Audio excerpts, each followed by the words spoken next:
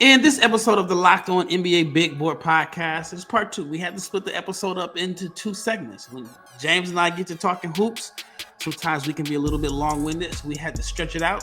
In the first episode, we covered the X Factors, the NBA prospect X Factors from Alabama and BYU, and Florida versus Maryland. And in this episode, we're going to talk about Duke versus Arizona, the marquee matchup on Thursday night.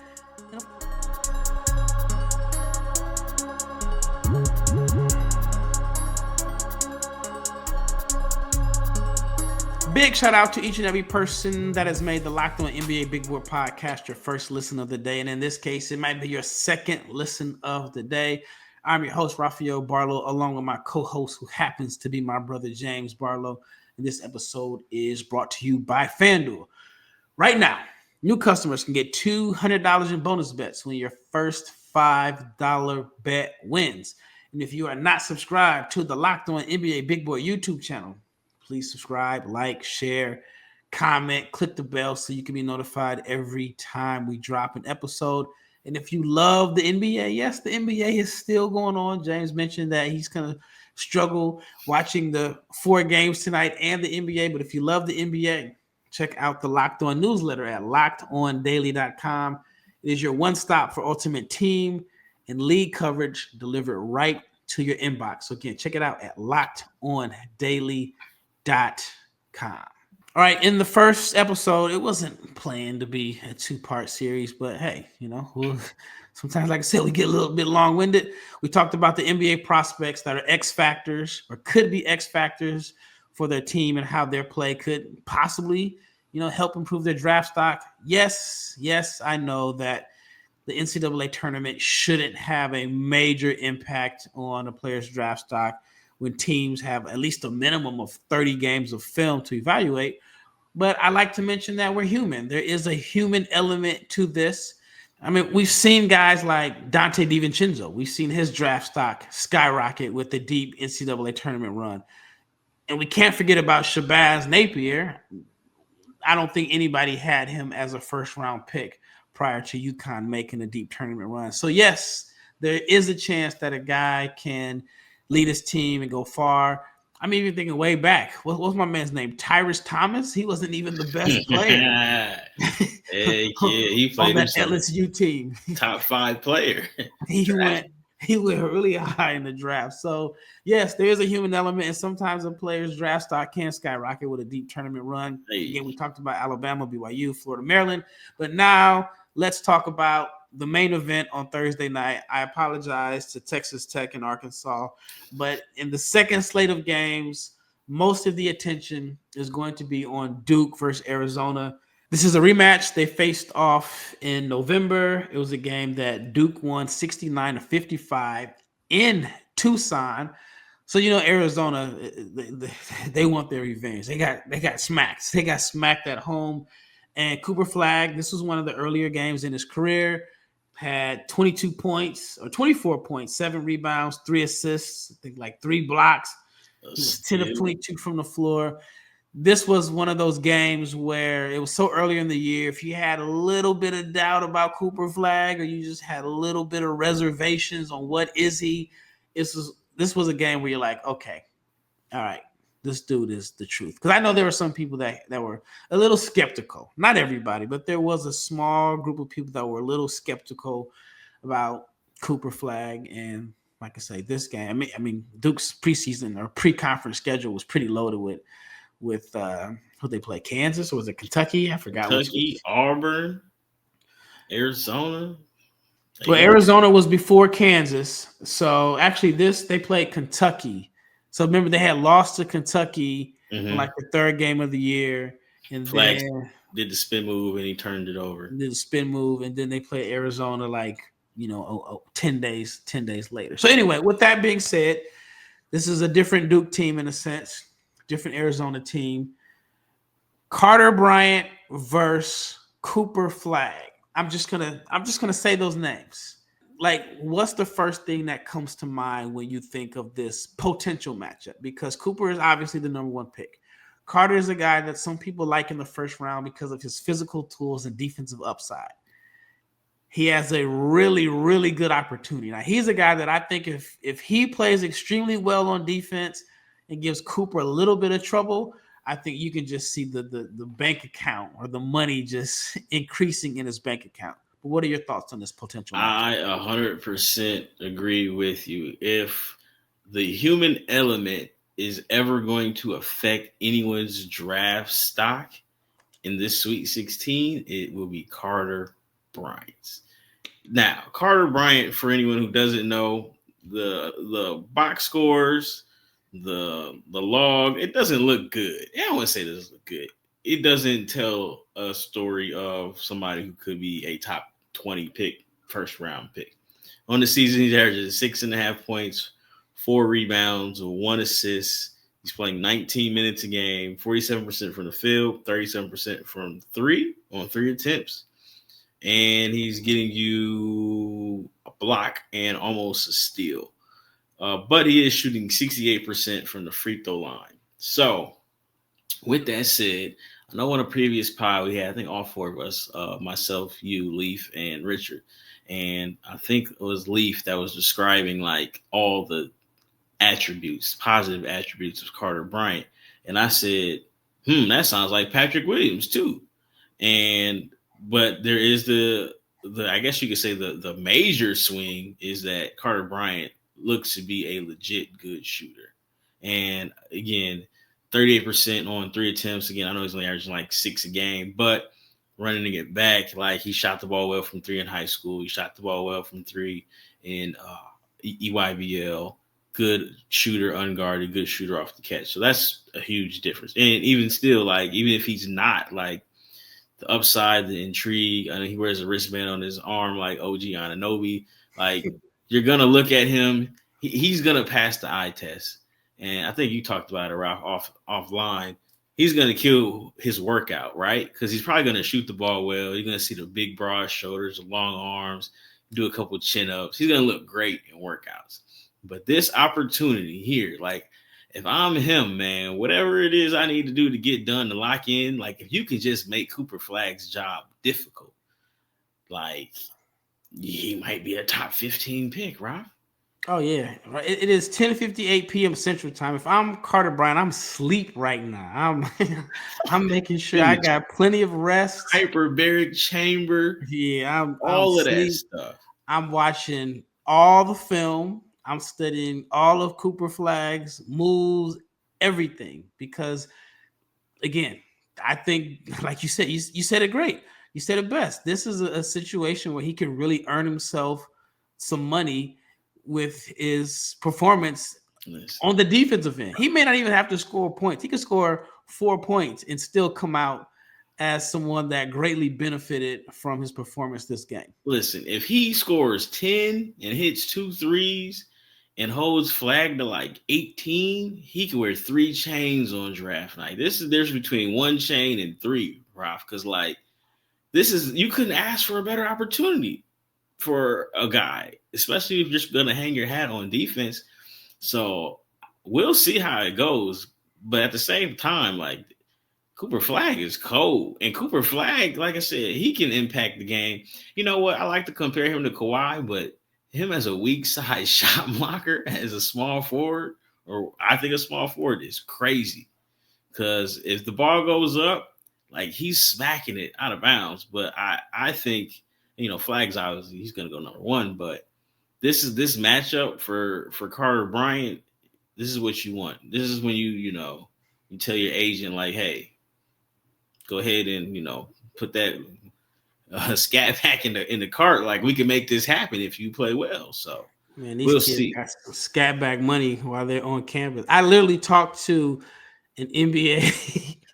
A high-ranking NBA official today, and he says, have you seen the cars these kids are driving on campus? He was like, they have the NBA lifestyle already. Anyway, with that being said, I think for Carter Bryant, there's a couple of things that he was probably needing or wanting to happen. One, when he saw that Flagg was cleared to play, he saw the tournament matchup. I'd have been stretching. And then the fact that he was like, all right, I don't see any limitations. I don't see any limping.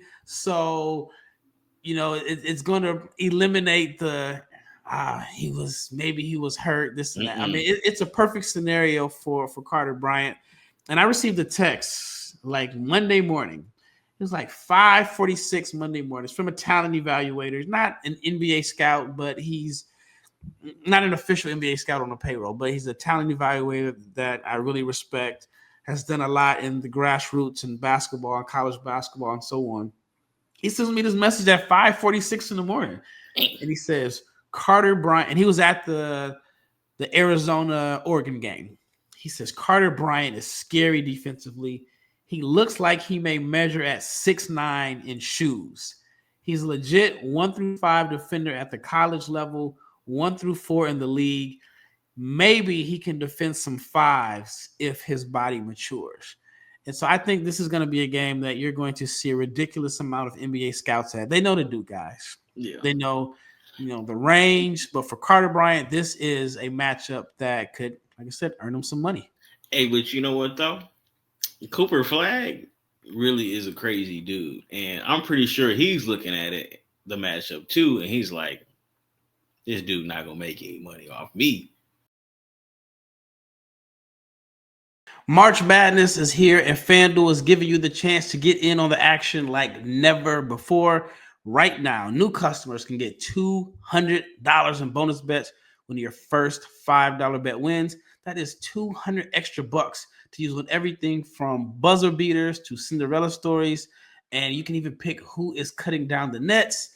FanDuel is simple. It is very easy to use, and when you win, you get paid instantly, so there is no waiting around. So again, FanDuel.com to get in on the action for the Sweet 16, the Elite 8, and the Final 4. FanDuel.com. Off the subject of Flagg and Bryant, that's going to be the main event.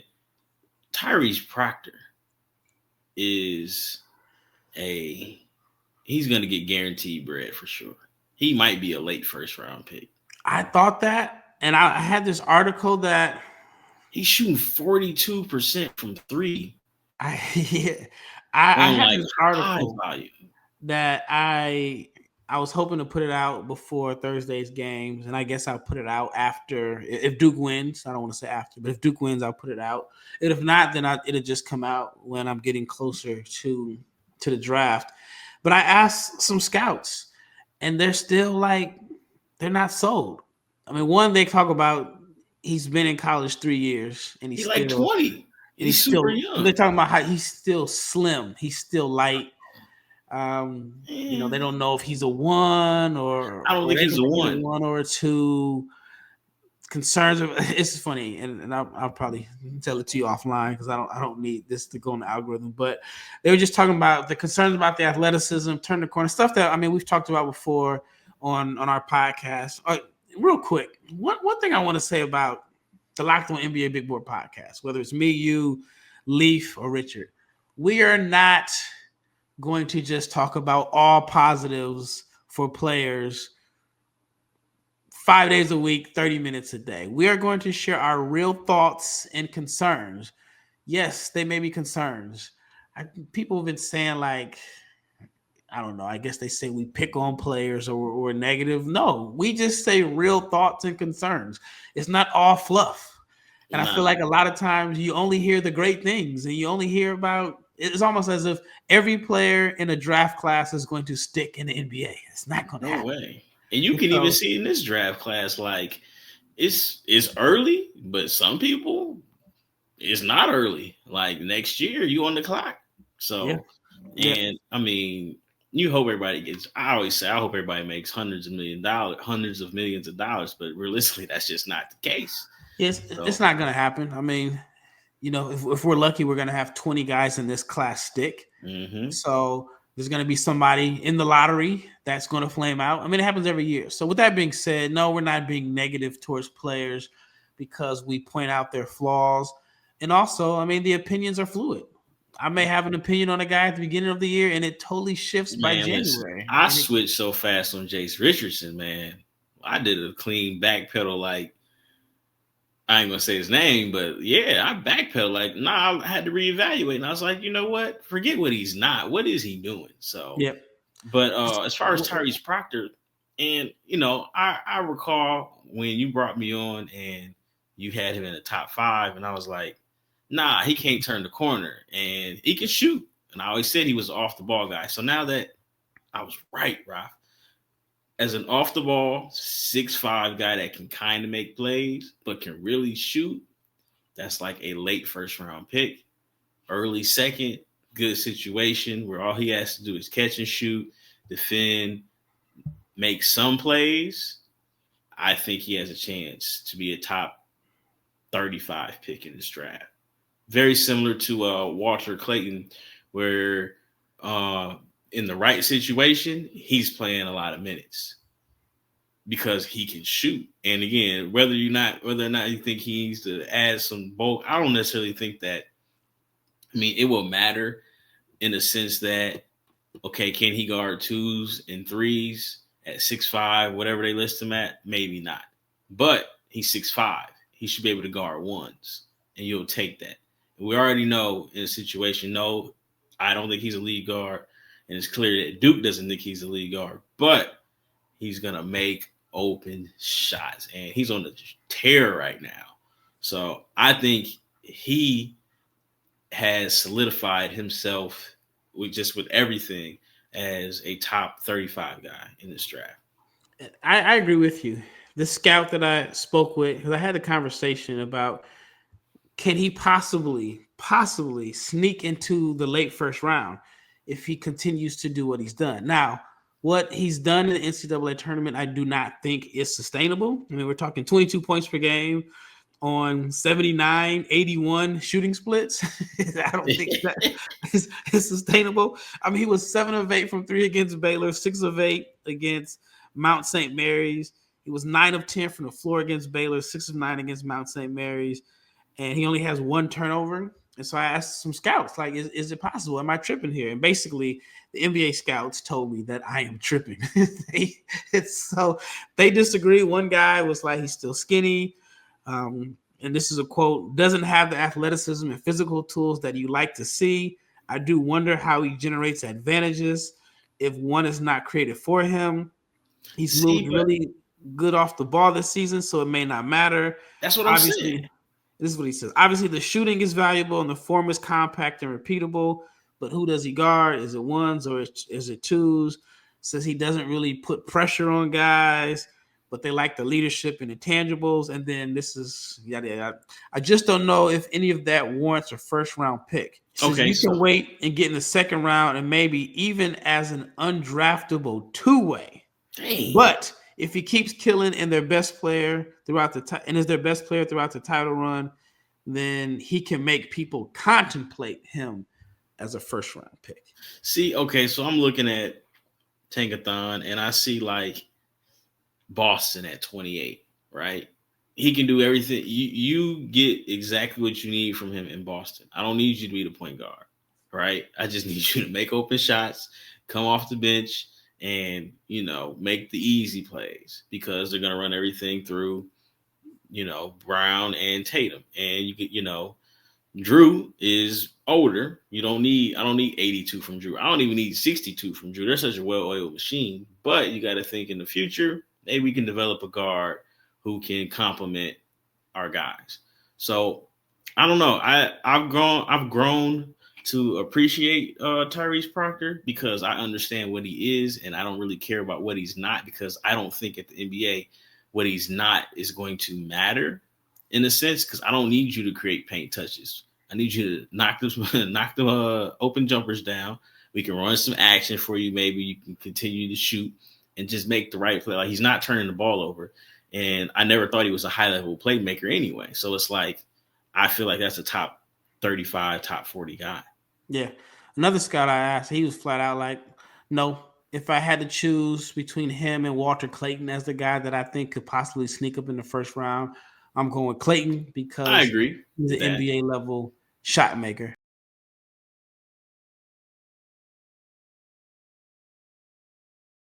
All right. Quick question. Isaiah Evans. I think he is a potential X factor in the sense that he had some buzz, potential. Hey, maybe he's a late first round buzz. When he comes into games, he makes things happen. He can shoot, but he hasn't really done anything the last few games. I think that his shooting is always valuable if Duke needs it. Whether or not they're going to need it, who knows? But he's been pretty quiet. I thought with Flagg going down, I was like, this is a perfect opportunity for him to, take advantage of the extra minutes with the eyes on him.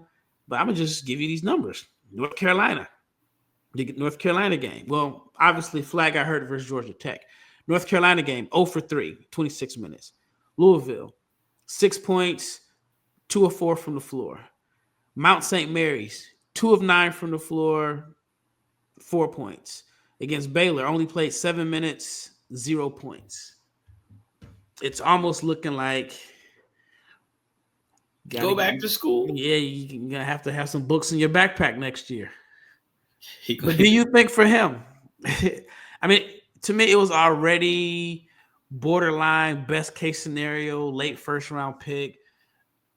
In my opinion, a few weeks ago, a very strong NCAA tournament could solidify him as a first round pick.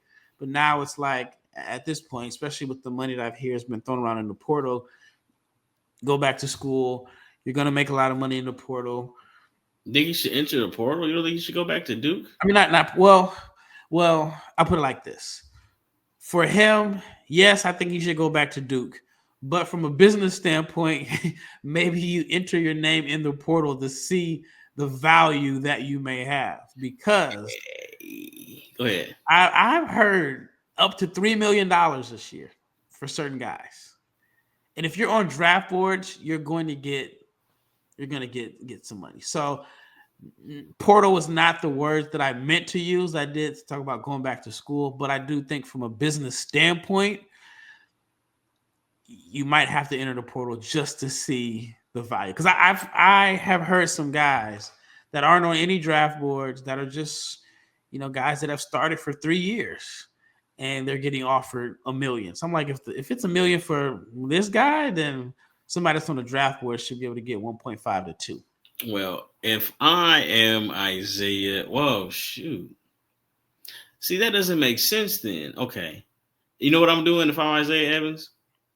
I am talking to Donovan Dent at the end of this season for Duke, and I'm trying to figure out where you're going, dog, because Duke's got the Boozer brothers, right? And it doesn't make sense for that Donovan Dent to Duke rumor to make sense if they already got a point guard. You got to think that it's going to be the Caden Boozer show.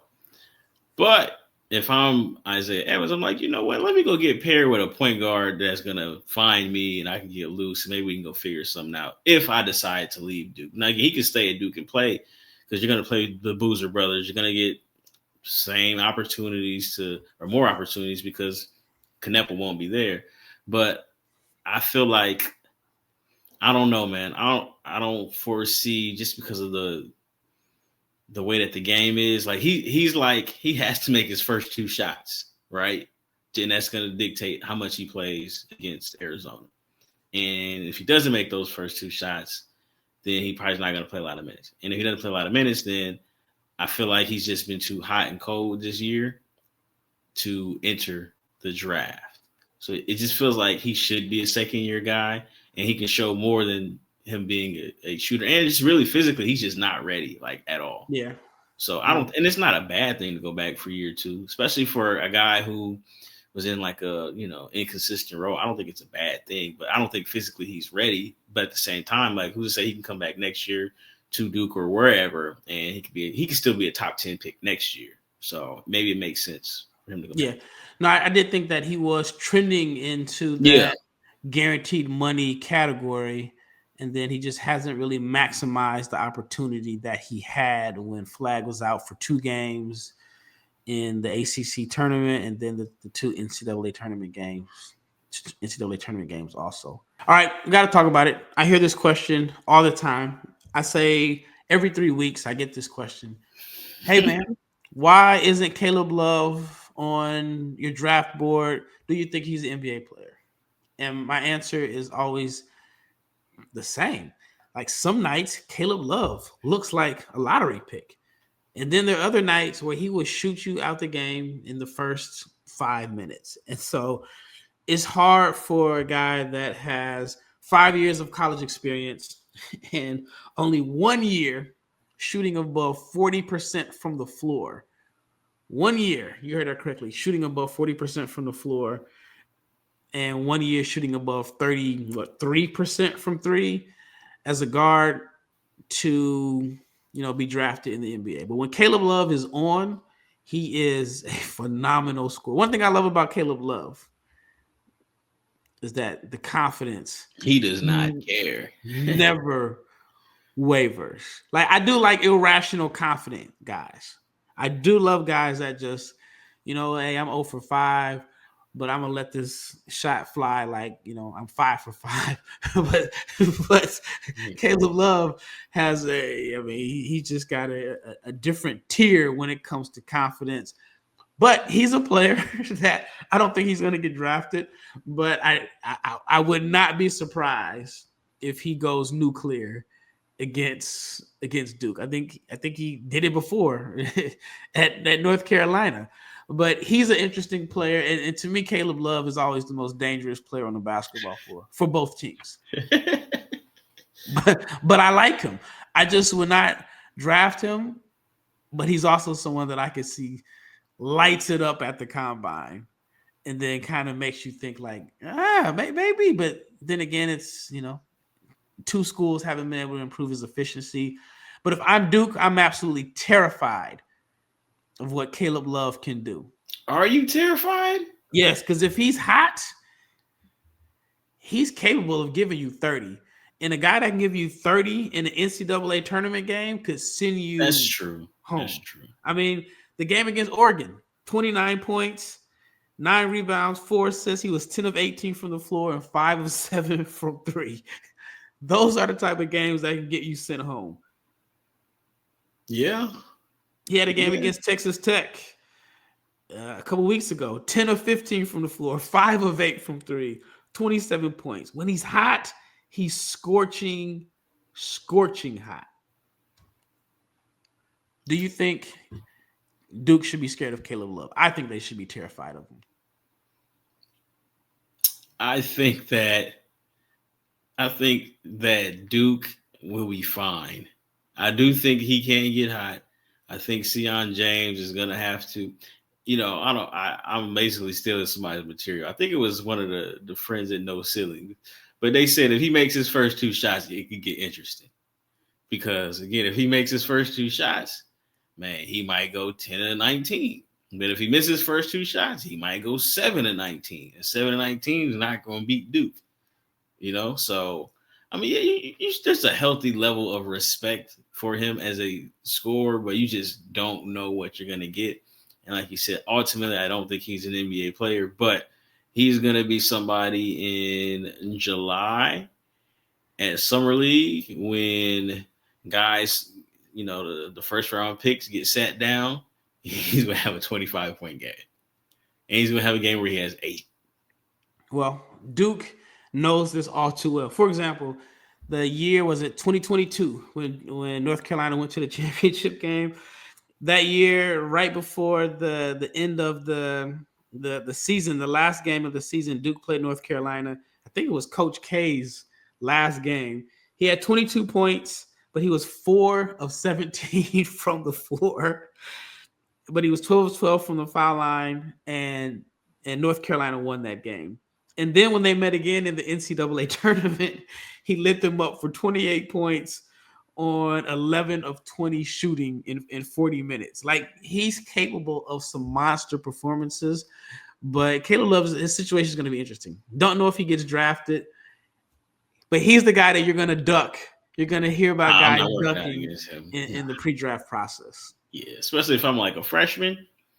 Nah. And I'm or a borderline guy. Nah, I'm not trying to work out with him, man, because he about to make my life difficult. Because he might be hot that night. That's what I'm saying. It's scary. When he's hot, he's scorching hot. But when he's cold, frigid.